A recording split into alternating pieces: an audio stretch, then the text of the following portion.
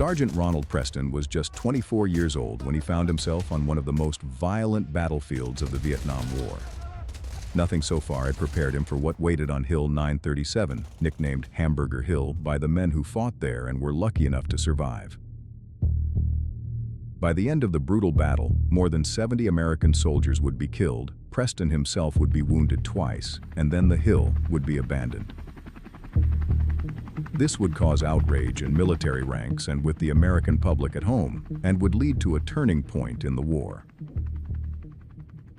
The mountain sat deep in the A Sầu Valley, near the Laotian border, covered in thick jungle, steep ridges, and terrain that made movement slow and visibility almost useless. It didn't look very important on a map, but to U.S. commanders it was. So in May of 1969, U.S. Army forces were sent into the valley as part of Operation Apache Snow, a push to locate and destroy North Vietnamese units operating along one of their main infiltration routes into South Vietnam. The tactic was familiar: seek out the enemy, bring heavy firepower on them, and destroy as many as you could before they pulled back and disappeared. But this time, they wouldn't pull back, they would stay and fight.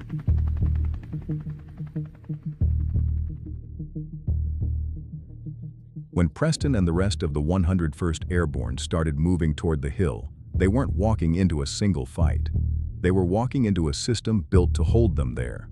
The North Vietnamese had built a network of bunkers across the hill, layered defenses cut into the mountain, hidden beneath thick jungle, positioned to cover every approach up the slopes. It wasn't one position, it was many, stacked and overlapping. The first contact came before they ever got near the top. Machine gun fire from positions they couldn't see. Rounds coming in from angles that didn't make sense until you realized how the hill was built. The soldiers continued the push anyway, and day after day, the fighting stayed the same. Climb, make contact, take casualties, pull back, and then do it all over again.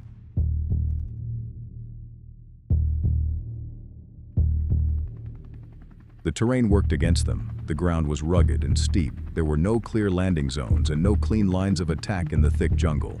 And the enemy was holding their ground, forcing the fight closer each time, pulling the American units into short-range engagements where air support and artillery couldn't fully do the job. Somewhere in the chaos on that hill, in the middle of that fighting, Sergeant Ronald Preston was hit for the first time. He stayed in the fight, but by the end of that same day, he would be hit again. Every approach up that hill funneled into narrow paths, steep ground, thick vegetation, and positions that were already well covered by enemy fire. What looked like open ground from a distance closed in quickly once they started moving. The first real contact came just part way up the slope, with machine gun fire cutting across the hillside, forcing men down before they could even see where it was coming from.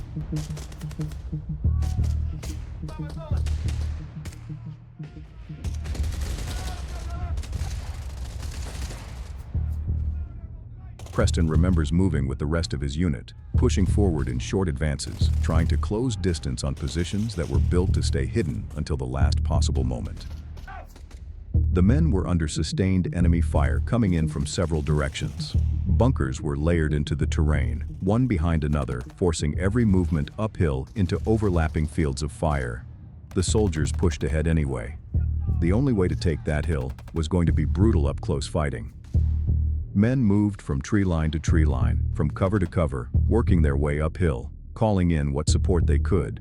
But most of the fighting came down to small arms, grenades, and clearing positions one at a time. At some point during that advance, Preston was hit. It wasn't enough to take him out of it. It seemed like shrapnel in his forearm. He was able to continue with his unit, kept moving, kept firing as they pushed higher into the same ground that had already stopped them more than once. The fighting didn't let up. Every time they gained a little ground, another bunker seemed to open up. By the time they got closer to the upper slopes, the distance between them and the enemy had collapsed almost completely. It was close fighting, grenades, rifles, and sometimes just a few yards between positions. Somewhere in that push, Preston was hit again. This time, it was worse. But he didn't come off the line. The fight was still moving forward, and there wasn't anywhere else to go. He remembers men being killed and wounded all around him. Many had to be left where they had fallen because there was just no other option. It's a memory he still struggles with today. By the end of that day, they hadn't taken the hill, but they were still on it. And they'd be going back up again. For the next several days, units were brought in, rotated, reinforced, and sent back up the same slopes, hitting the same positions, taking the same kind of fire. Each push gained a little more ground, and each one came with a cost.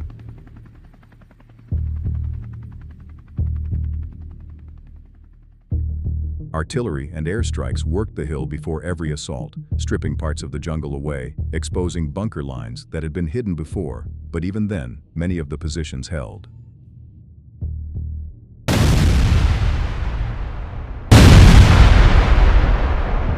The only way to take them was still the same, up close and personal. By the time the final assault came on May 20th, multiple battalions were moving at once, pushing up from different directions, trying to keep the defenders from concentrating their fire on any one unit. By midday, elements of the 101st Airborne reached the crest and began clearing what was left of the bunker system, moving across the top of the hill until resistance finally broke and the position was secured. After 10 days of fighting, Hill 937 was taken. Sergeant Ronald Preston survived it. Wounded twice in a single day, he stayed in the fight long enough to see the hill finally taken. Many others weren't that lucky. Across the battle, U.S. forces suffered heavy casualties. 72 U.S. soldiers were killed and hundreds were wounded. And not long after it was taken, the hill was abandoned. The fighting had moved on, and the mountain was left behind.